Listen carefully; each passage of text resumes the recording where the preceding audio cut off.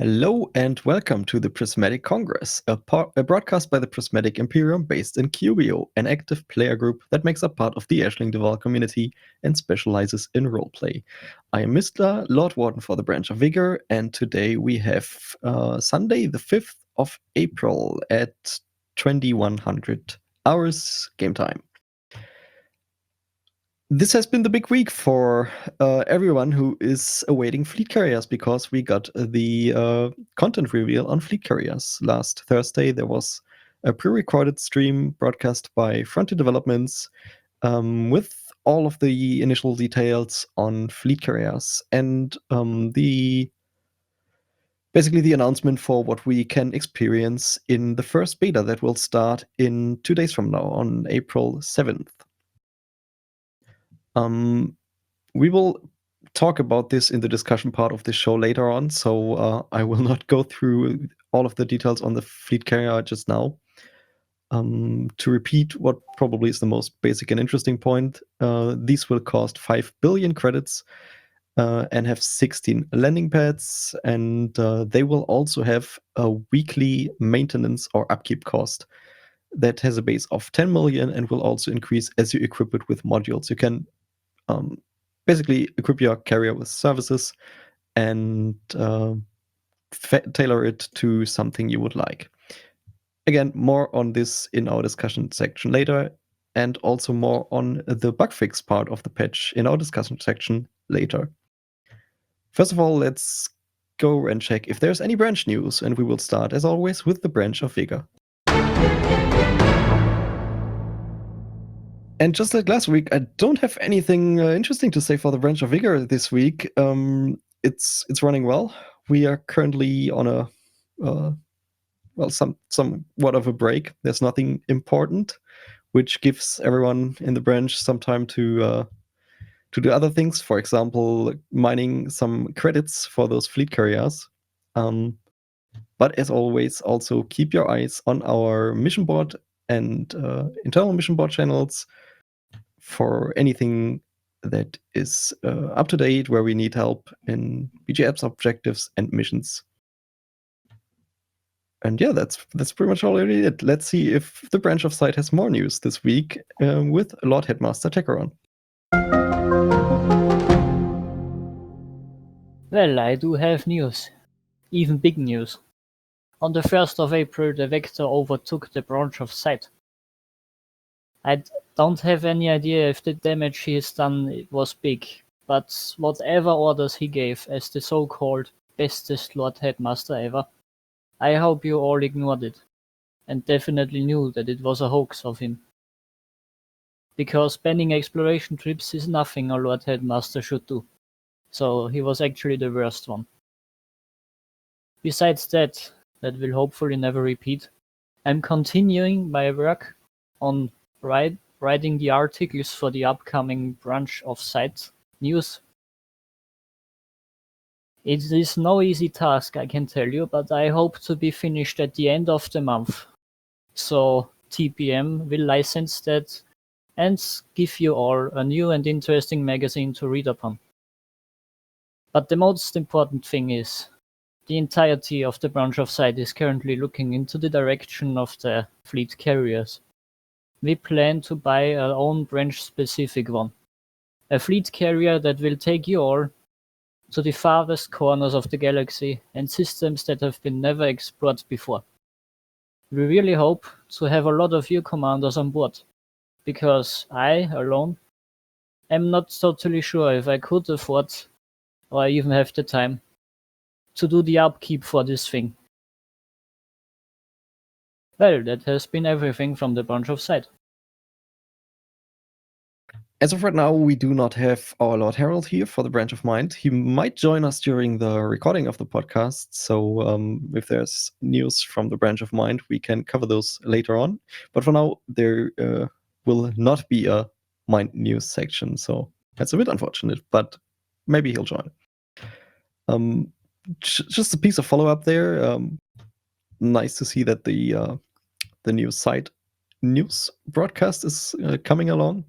And I would like to follow up on the law tour that has been a thing in our last few episodes. Would you like to talk about how that first day in the law tour went? Ah, yes, exactly. I apologize for not mentioning them.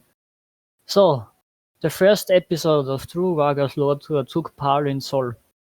He actually talked about the first 200 years after Elite starts with its lore.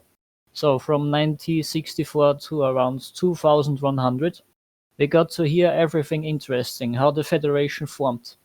I now totally know that the Federation is truly something nobody wants, but it happened all the way.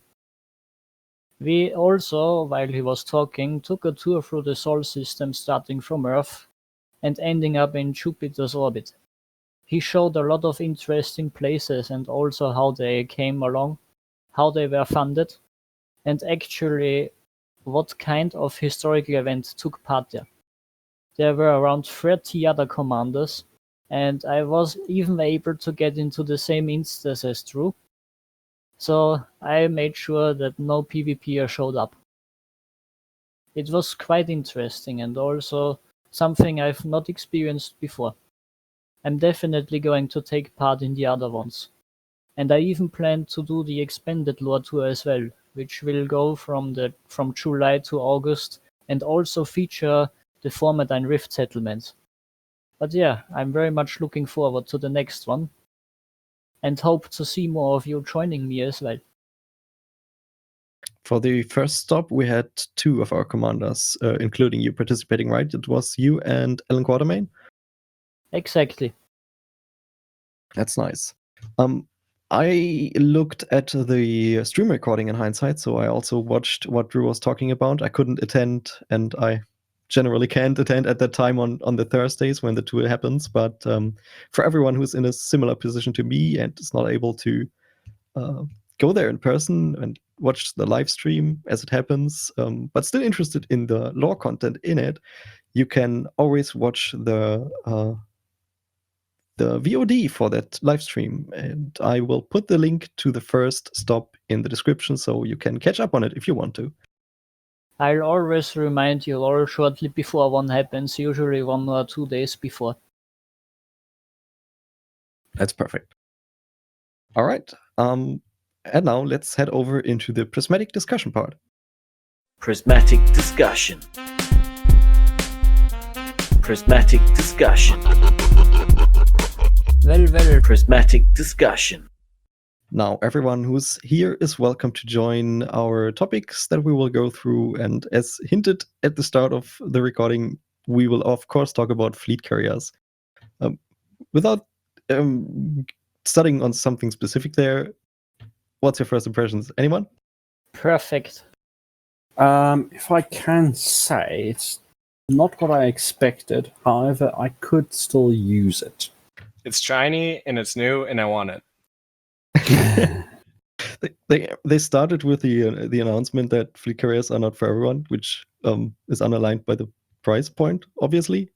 I think current polls and surveys have around 75% of the player base being less than a billion of credits, having less than a billion of credits.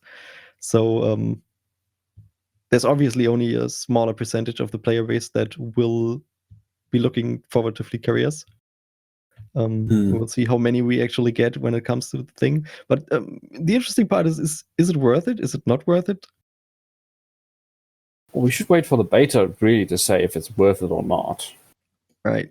But currently, for me personally, I'm hoping for some sort of deep space mining vessel, long range deep space mining, and that can serve that purpose. Yes.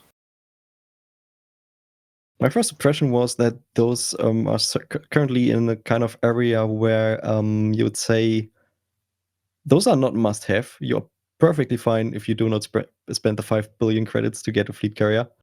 But they certainly also give some quality of life utility, depending on where you would like to use them. The first big, kind of surprise was that they have moved away from the original announcement idea of having support vessels and fleet carriers with predefined loadouts, for example, a exploration carrier or a bounty hunting fleet carrier. And instead, they have made the entire thing one base thing that you can outfit with services. Yeah, could be it's that they just bring the support carriers to support fleet ships later on. Maybe, who knows? That, or it's just a performance issue. I certainly think it's an interesting idea to just make the thing customizable, so you're not kind of forced to. I mean, worst case scenario would have been you would have been forced to buy a bounty hunting carrier, and then you don't want to bounty hunt anymore, and you're stuck with the thing. So I guess making this thing customizable fully is a good thing. We know that these support vessels exist.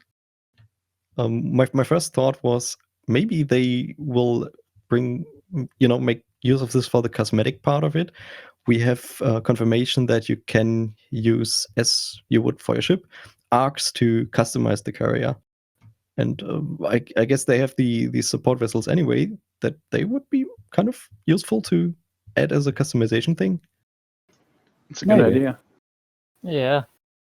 I'm I mean, definitely I won't interested in. Yeah. I want mine to be white, of course.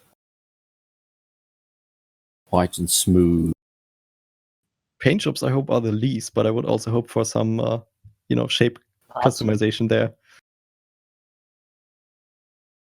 The second big difference, not difference, but surprise that not everybody expected is the weekly upkeep cost.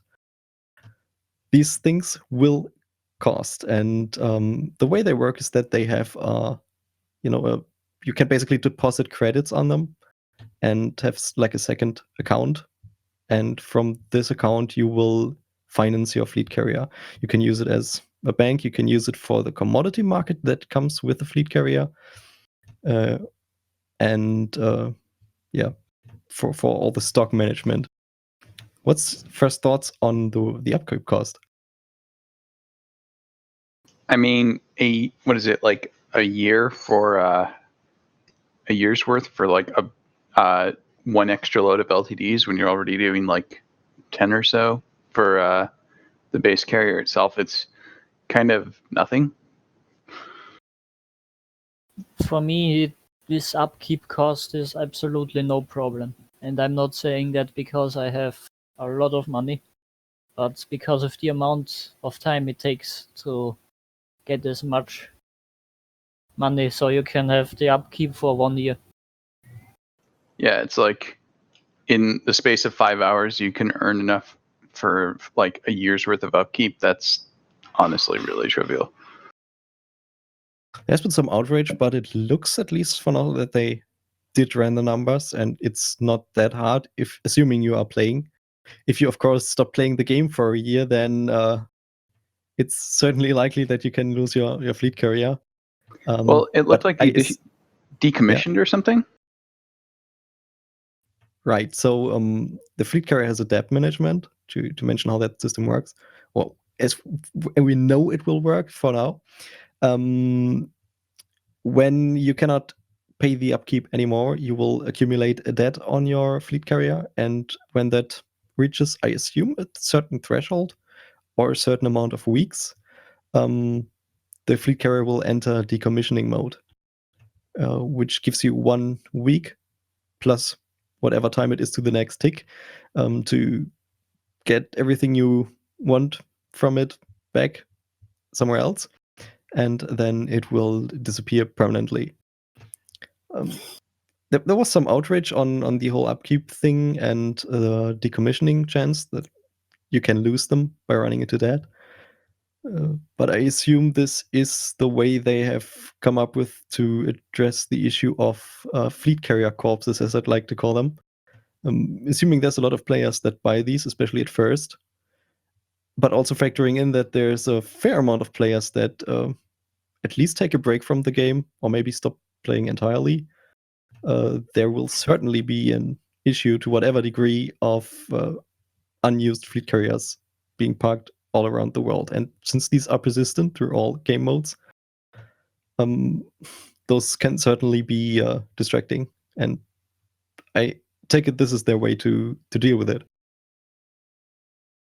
Yeah, to sort of prevent like a big bill from Texas. Maybe he dies halfway through purchasing his fleet carrier, and his fleet carrier just sits there for the rest of eternity, and no one can access it, no one can use it, and it just sits there in his big bills for his fleet carrier and he died while purchasing it. Horrible example, but I know. But that's just what to prevent him from that sort of situation. I mean, beyond the derelict issue, I assume it's also so that it does act as a sink for the economy, because in general, it seems like they've been really struggling to find a consistent sink for all the cash everybody's been making hand over fist. And in addition to the initial 5 billion, having some upkeep at least makes it a persistent one across the entire user base that wants to participate. Yeah, So I honestly think that the price point is definitely an attempt to try to curve the economy inside the game somewhat, because it is going to continue to get hyperinflated the more and more you have people just sort of sitting around and gathering credits. I almost feel like they've undershot the upkeep. If the concept of the carrier is to make it something that is sort of a almost, to use the phrase, one percenter kind of object to have, if you're going to gear it towards those people who are in that classification, because I mean, you're talking about at most maybe a third of that 25% of the player base that can afford it will buy them. So if you're trying to kill the economy and get some of those credits out of the system, the number for the upkeep might actually have been set far too low. yeah, I at the risk of angering people, that was I wasn't going to say it, but like now that you said it, yes. Yeah, it's a good point. It's a good point. But then again, not everyone has 1 trillion credits right now. Some of us only are at the billion mark. There's actually only one player in the game, as far as anybody knows, that has hit the trillion mark, and he did it just a few weeks ago, actually. Mm-hmm. Yeah, but still, it's a ridiculous amount. And the thing is that when you're talking about a game where there isn't really like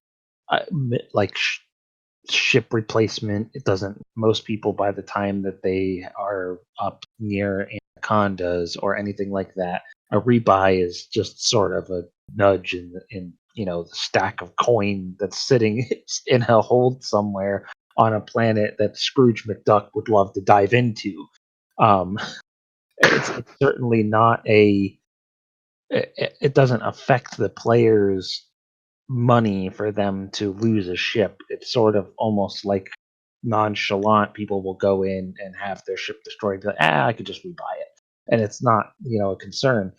I would almost think that they would try to do something else alongside of the fleet carriers to just sort of make more of a sink into that stagnant money that's just sitting out in space now in the game, to sort of make it so that way there is a reason for people to actually be using them. Because I think the biggest problem that you're going to run into is like, okay, great, I have a fleet carrier. What do I do now? Your only real effective use of money after that point is going to be essentially paying for the upkeep of it. And if that upkeep is essentially, a tenth of a drop of water in the bucket, then does it really effectively create something new in the game that players are going to feel they need to do? So that's sorry. No, I totally get what you mean. I would say that the main reason that at least a fair bunch of players is upset about it is less these price tags that we know for now, which of course can be refined in the beta, which is the purpose of the thing. But it's not the price tags that we know. It's that fleet carriers obviously are for a target audience in the elite player base that is rather small, and they would like to be in that target audience, but they are not. So one thing Gene was saying there that sort of taps into a broader point with fleet carriers is I'm very curious to see the rumored upcoming patch at the end of the year, which again, this is just a rumor, but supposedly includes like player base building. I would be very curious to see how carriers slot into that. And since that is supposedly the big thing that they've been working on for quite some time now, again, if this rumor is true, I don't think we have the full picture of that the FDev is seeing. I think that they see that they have the system already in-house integrated, probably with whatever the next major upcoming patches, whether it's space legs or player base building or both, or like I have a feeling that we're only seeing a tiny corner of the actual gameplay effect that they have. And while it is a corner that can be nicely siloed off from the rest, it is probably designed to integrate with that major in-house effort that we've been hearing about for years. So I don't think that we fully appreciate what that is. You certainly make a point there, because when I saw the first time they showed the management interface on the live stream, one of my thoughts was, this looks a lot like something they are basically testing and could reuse for base building, assuming that is what we'll get at the end of the year. And how this customizing your fleet carrier, installing special services, using it as a bank, basically, where you can store stuff. And a lot of these features are things that I think are something we'd likely see in bases as well. So this is kind of their testing area. Yeah, I'm very curious to see what this turns into later on, as far as that goes. So I have a question. Go ahead. Since I'm going to buy a fleet carrier for the entirety of the branch of site, for exploration purposes mainly, I was wondering if you are planning to do something similar for Vigor. I still have that plan, yes, as I've announced before. I have to be perfectly honest that I'm currently absolutely lazy, and I just cannot for the hell of me convince myself to go mining and actually farm the credits. But the plan is still there, that I definitely want to have a fleet carrier at some point and put it into the service of the branch of Vigor. I have the feeling it would be pretty beneficial for each branch of ours having one carrier. If I might interject, since Techeron likes to flaunt his wealth whenever he gets the chance, I think I Techeron don't. should fund a fleet carrier for every branch, as well as the upkeep costs. Well, if I look at my bank account, as of right now, I could do that. Yeah, I know I'm happy to do whatever, but this past week, as we've been mining with a whole bunch of us have been mining.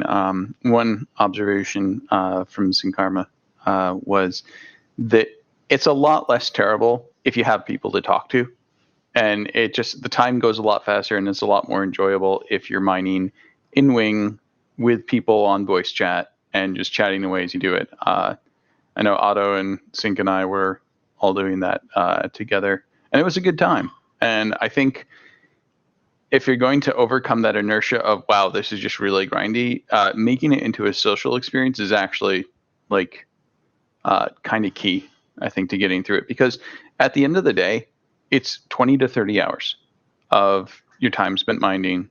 If you're trying to do it in the least amount of time, and that's a big if. But if you're trying to do it in the least amount of time, then it's 20 to 30 hours spent mining in order to get a carrier. So, if you turn it into a social experience, though, the time kind of just flies by. So yeah, I don't know.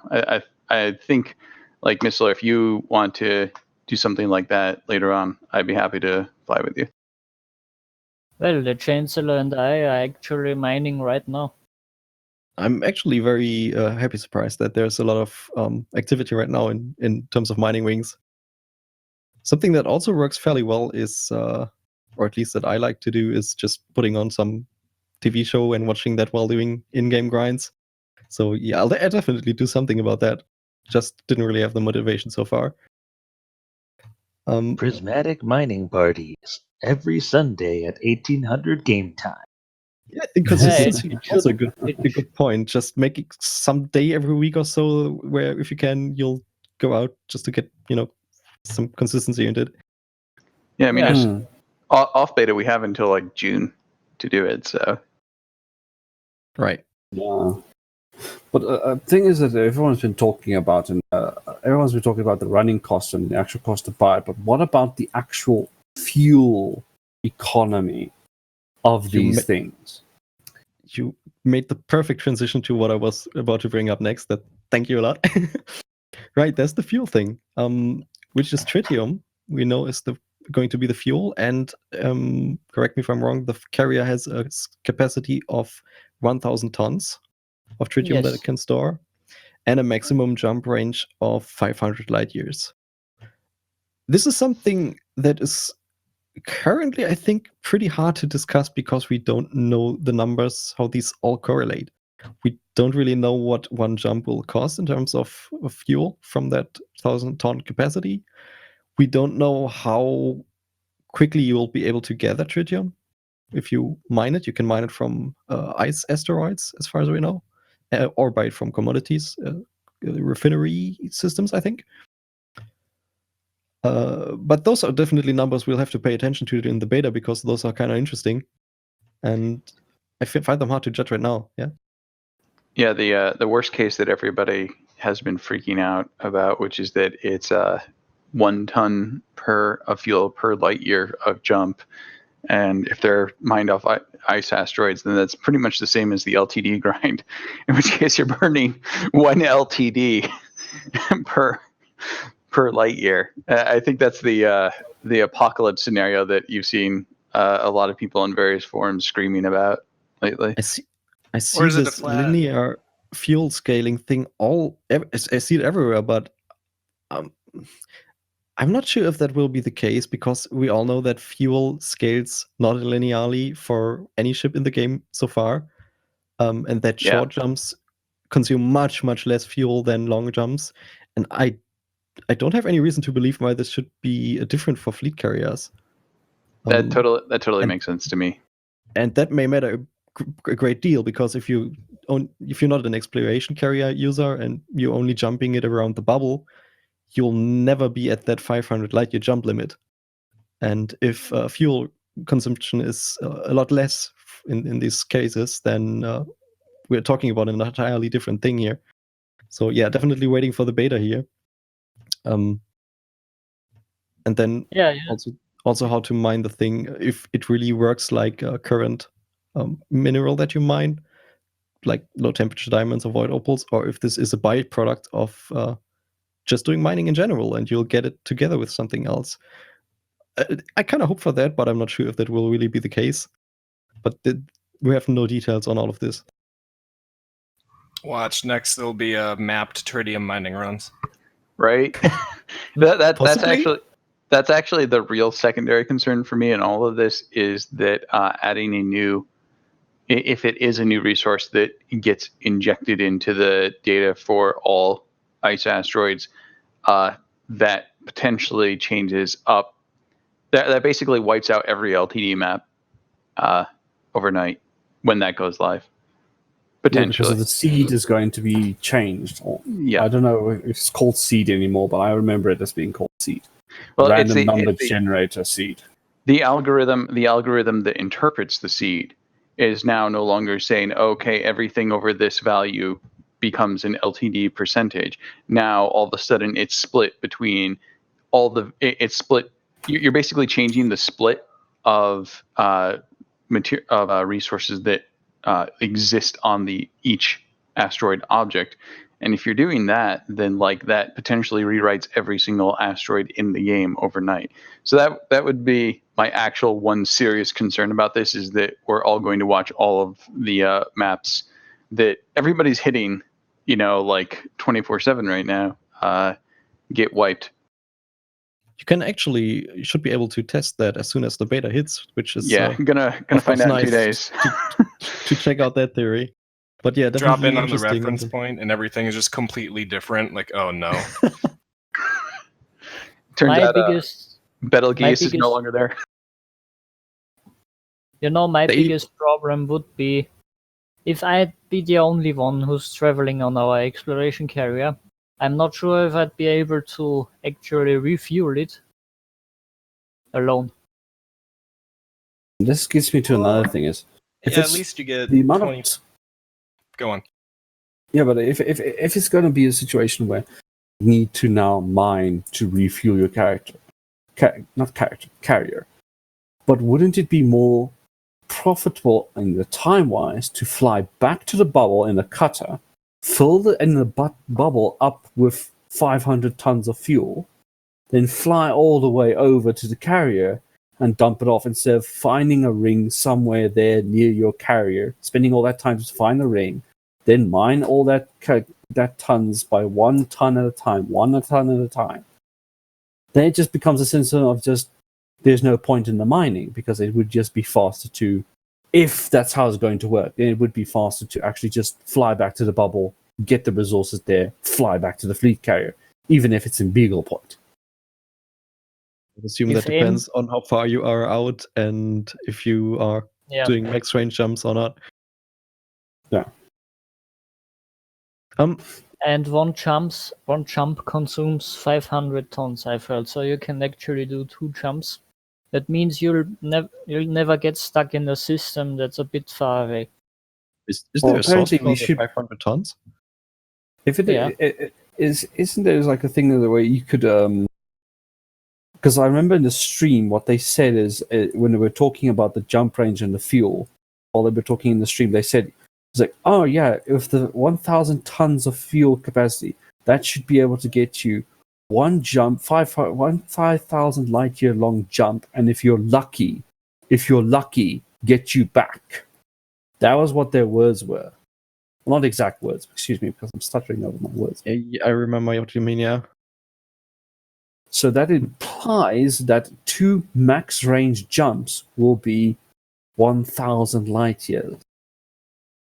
Implies. We're not sure, because we haven't seen the beta, but implies. Right. But hopefully you've got like 10,000 internal storage space that you can maybe convert to extra fuel space or something like that. Just 2 days more, then we will see. All right, we'll see Yeah. about that. One thing that we didn't mention yet, but which is also playing into this, is the spin up and cooldown time, which is also an interesting mechanic that I assume will get a lot of feedback. Currently, what we know is that fleet carriers have a 1 hour spin up time that it will basically prepare for the jump and send announcements through the system chat. And then it will do the actual jump and have another hour of a cooldown period before you can plot another jump. I have absolutely no problem with this. I find it 100% realistic, because if you think about how big your ship is when you do a FSD jump, and when you think about the huge FSD drive of a fleet carrier, it's absolutely understandable that that thing needs to prepare for a jump 1 hour. I actually disagree. A Majestic class interdictor will drop in, get routed in 5 minutes, and then jump right back out. And that's the same technology. Good point. I mean, I I've been- guess, Yeah. Think about you know, some military vessel, and it could be an emergency jump. They're saying, "Hey, we're getting blown up. We need to get out of here right now. Activate the emergency jump." Yeah, another thing is that they might have 2 drives in their system, because they might have a drive that's already spooling, ready to be jumping as they come in. That's I don't an know how that interesting would thought. work technology-wise, because I know in a fiction book I was writing, there was a ship that had 8 FSD drives, so it could literally jump in and out 8 times around the planet and then bomb it from different points. But that's a book I was writing. But never. Well, capital ships are, again, probably entirely different than fleet carriers, because capital ships are for military purposes. I mean, I can understand the spin-up time from a law perspective. This thing is controlled by a crew of NPCs that you will also be able to manage, by the way, and that they kind of need some preparation to do the jump. But from a gameplay perspective, I don't think I'm a big fan of it. Well, At least another of an reason. hour, I don't know. Personally, I'd probably make the spin up much shorter, like 5 minutes maybe, and then have the cooldown longer so that you still end up with a 2 hour per jump cycle. But you can actually I've- use these for the utility more. And for example, for the branch of Vigor, if you want it as a support vessel for some Hazres or conflict zone area, that you can jump these there and don't have to say, okay, I'll have to jump this there first. Everyone, let's meet in an hour. It would work. I just don't think it's that lovely for gameplay. Especially for a group perspective, that'd be really nice because you could do the activity while the cooldown's happening, and then potentially hop right back Right. in and go back home. So like a You know, 10-minute charge up and then 2-hour cooldown.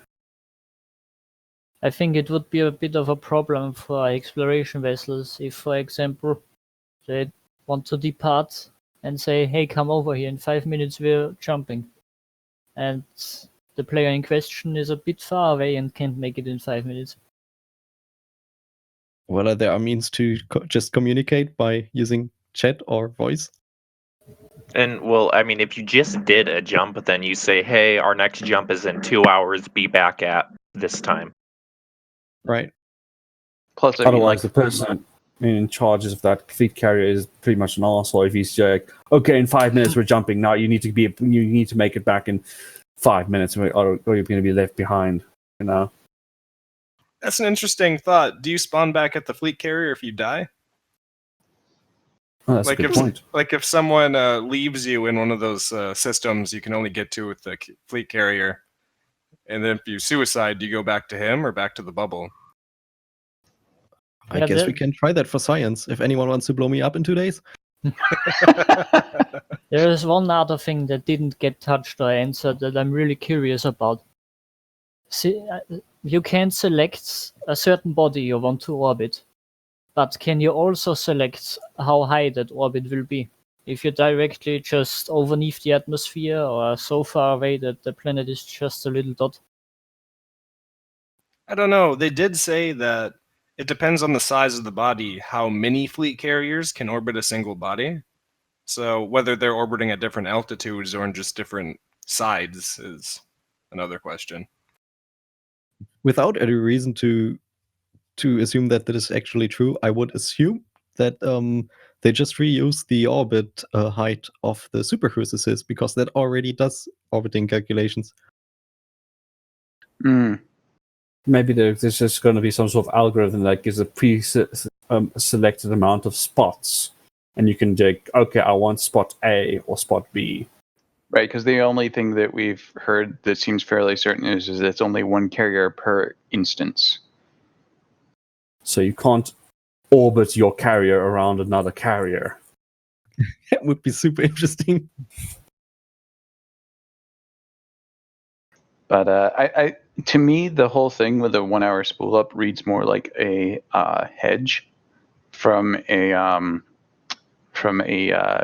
economy, like a guardrail, basically, where it's like if players find a way to use market manipulation with carriers, and that gives them the ability to like move en masse 25,000 tons of commodities potentially, then you could really blow open the market in a worst case scenario, with the ability to have a very nimble 5 minutes jump in, 5 minutes jump to the next, so on and so forth.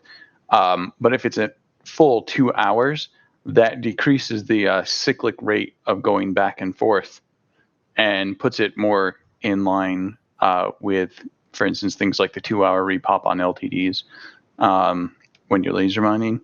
So I have a feeling that if they were concerned that carriers with having commodities markets and a massive amount of cargo space on board could be used to for abuse of trading price differentials, and then by increasing the jump time, they were basically preventing that from being exploit. Yeah, it's a good point. There's certainly some Also reasons BGS. they've accounted for when coming up with these numbers. So we'll see how that turns out. Since we mentioned the commodity markets a couple of times now, to explain this again, how we know it will work, you can set custom entries on your commodity market, on your fleet carrier. And basically, they call this import and export orders, I think. So you can say, I want to import 50 low temperature diamonds, and I have these, I don't know, 100 tons of water and want to sell these. And you have some opportunity to set the price that you want to import or sell at. I don't think this is fully customizable as far as I know, but it is percentage based in a certain area. If I remember correctly, the other services are tariff, and you can put a percentage to increase their price. But the prices for the commodities is completely up to yourself.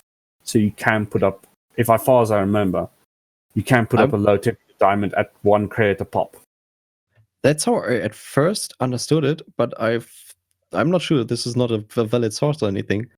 But I've heard somewhere that the minimum price is, I think, galactic average or something, or somewhere in the area at least, which would kind of undermine the system. I don't know what we'll actually get now. Assuming you have completely free choice and you can do, as you say, just do it at 1 credit or so, that would actually open the fleet carrier up for player trading, which is also what they called it at some point in the stream. Like Parka Fleet Carrier outside Borean offer 1.3 million on LTDs and per ton, and then next time a public holiday pops up, jump your carrier over there and just start offloading them for 400k a ton profit. Right, Yeah, but you this need is about you can 25 billion starting capital to try and pull that off. Yeah. You could do it with trading, or you could just do it with, as a storage. You mine all these yourself, store them on the fleet carrier, and then when you see public holiday, you have a jump there and go to sell all the stuff. Yeah, that's another thing is that carriers, besides the market, you can just manually store commodities on board. Right. But this only works for the owner of the carrier. So everyone who's a guest there can only use the commodity market for any commodity related stuff. You can set who is allowed to visit your fleet carrier in general terms. You can either have it be friends only, be squadron only, or both of them. I was hoping for a super faction option, so I'd only allow Imperials to dock on my stuff. And you can exclude notoriety. So if you don't want any gankers or so to dock any fleet carrier, you can do that as well. But it's very general option. So there's no specific named lists or anything of people that are allowed to dock with specific names, or other people that are allowed to manage it even. I'm just saying we better be able to kick people off pads if all of the large pads are full. If it's your carrier. Well, eight large pads have to be full. Unless it certainly you has a few pads, yeah. Unless you come with 6 Maria accounts, I don't think this will ever happen. I'll grind up a third account for this. It'll be great. Oh, by Arcana. And feeling if you make 8 accounts just to block every large pad on a carrier. Yeah, if they aren't going to do anything about that because they got their money.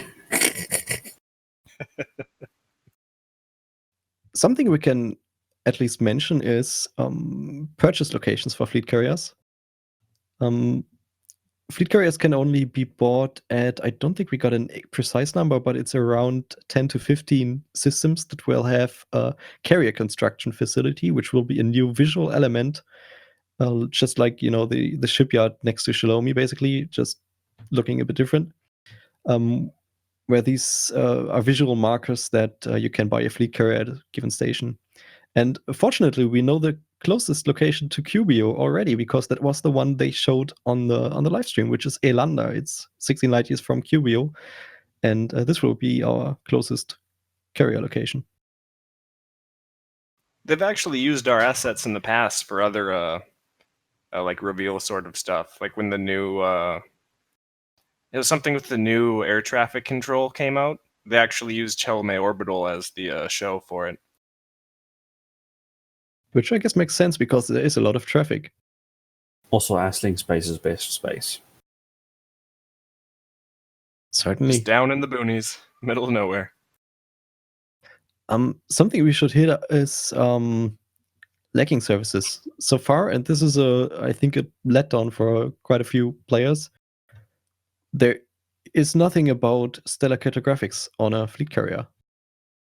So if you want to use the thing for exploration and just as a precaution before you might die due to some high G landing or whatever, turn in your cartographics data, you can't do that on a fleet carrier, which is, I think, a bit sad. Well, the thing is that it's stated in that thing. They mentioned something about your. Oh, I don't remember the exact word, but it's not. It's trade dividends, your bounty vouchers, your combat vouchers, your bloody power play weekly thing you can collect there. Your weekly thing from power play you can collect there, and then you can get vouchers for codex vouchers. Right. Now, I'm wondering if that codex vouchers, does that mean just the things that you've discovered from like barnacle sites, or does that include actual exploration data? I think that is only the codex vouchers that you can already get in the game. So if you scan something for the first time, you get 50k codex vouchers that you can turn in at authority contact right now. Yeah, is it just that? Can we absolutely not get exploration data? Because even if it's exploration I'm pretty data, sure they would mention cartographics data if they meant it. Yeah, good point. Hopefully it's just been an oversight and got to put it in. Because I would really think that they should put it in and it would be, if you hand it in on your carrier, it would be minus 25%, but at least you could be able to hand it in. Right. Or at least I would be interested in some kind of reasoning why they didn't put it on it, because that certainly reads like an oversight and something that many people expected. Yeah, if there was one thing I would bet is going to change during the beta, it's that, honestly. Possibly, yeah. I wonder if you can set tariffs on the exploration data. Oh, yeah. Someone that's It'd be a great way of funding for... the carrier if someone drops like 300 million there and you get like a percentage of it. Oh, but there's been some people that have been exploring from the start of the game and they have not yet landed. Imagine they landed your carrier and it's like billions, please. and you get a full tariff on that. Oh, I'm gonna cook for this person. Look for this person And and I hate stalk them cooking. with your carrier. And I hate This cooking. Oh. This is I'm just exploring here in the black, and all these people are following with the giant ships, and they can't even gank me because I'm in solo, but they're still following me. Something that's also interesting and maybe a bit unexpected is the module outfitting and shipyard features. Of course, you can just fly your own ships there, and these will appear in the shipyard as usual. You can transfer all your ships there. But you can also, just like similar to the commodity market, you can use it for selling and basically create your own shipyard that offers ships for anyone to buy and set tariffs on these to make a little bit of profit. The interesting thing here is you cannot just say, I don't know, I want to sell Type 9s here. I want to sell 5 Type 9s or so. But instead, this is done with packages.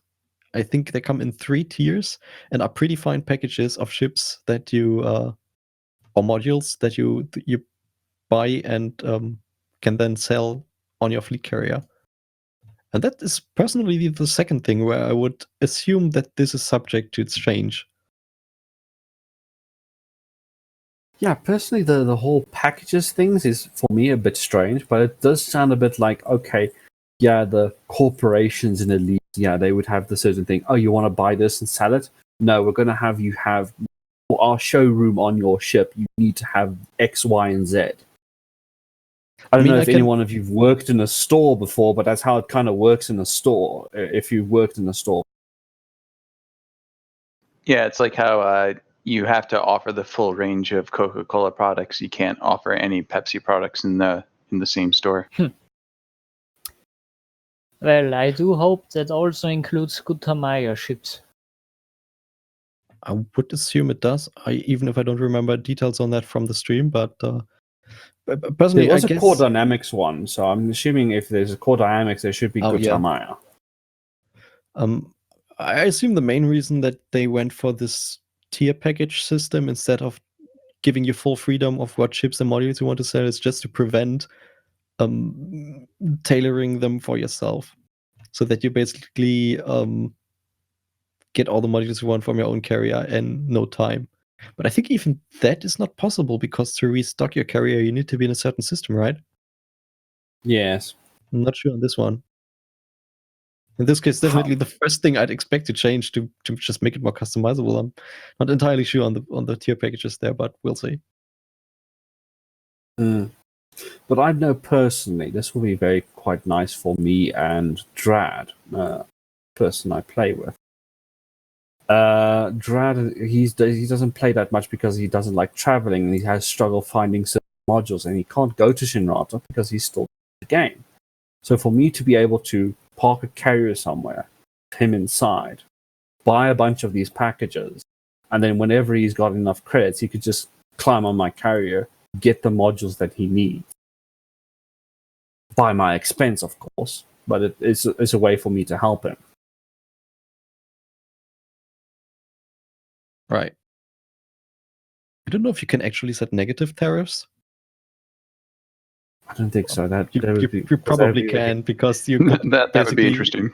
Make free ships for your friends if you wanted to, in that case. Merry Christmas, everyone.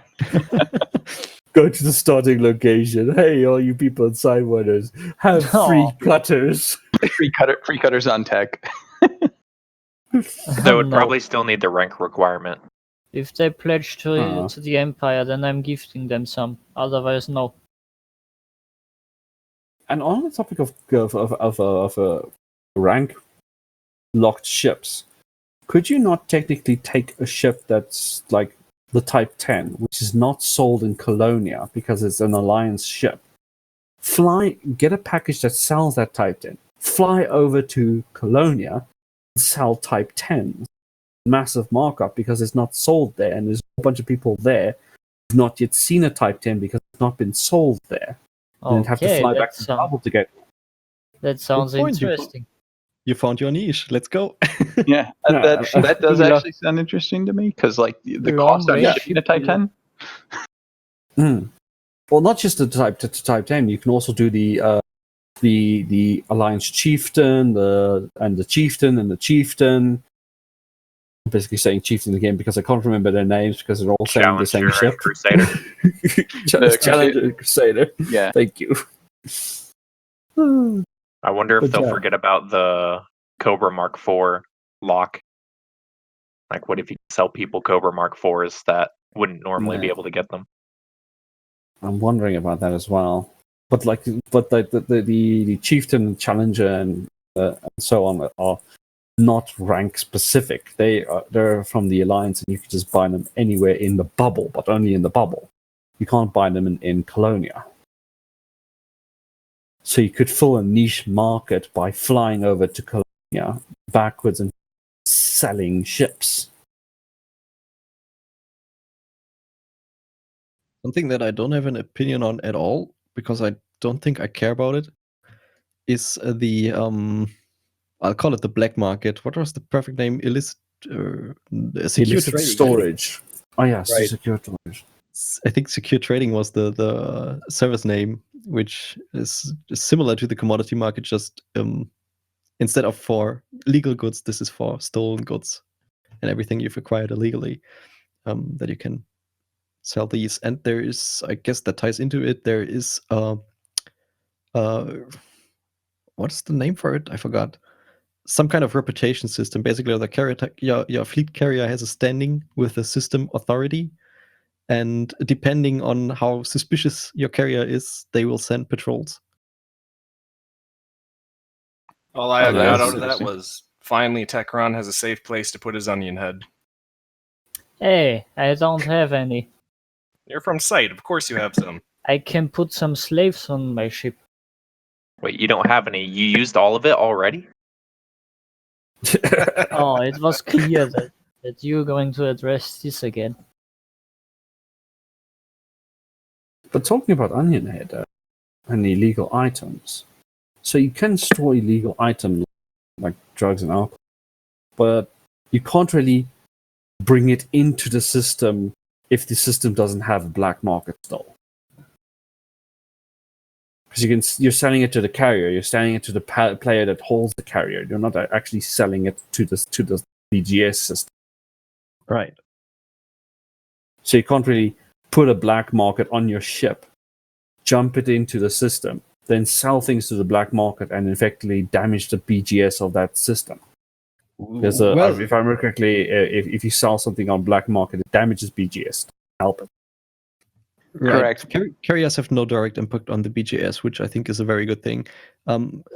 Yet that black market selling impact on BGS somewhere will not be gone, because you just have a middleman in the chain of trading there. So you sell it to some fleet carrier, and then the commander has it, and it's still illegal goods as far as I know. And he will have to sell it to some black market. So there will still be that effect somewhere.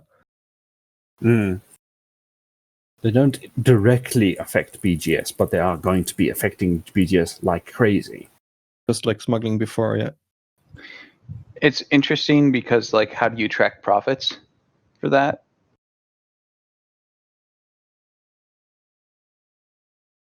Because BGS is all based on the profits that you make on a particular commodity. So how do you track that if it's going through the carrier as a third, as a proxy? But yeah, that is a good point. If you bought a billion credit item for 1 credit and then sold it for 1 billion credits, does it count as a 999 credit profit? If you understand what I mean. Oh, I get what you mean now. If it's going to work there, if it's going to work like, we don't know how it's going to work exactly. Or maybe they actually add some kind of cleansing functionality that the goods become legal as soon as they are sold to the player. At least that would eliminate some kind of shenanigans with black market profit sniping or something. Because that would be actually quite a nice thing.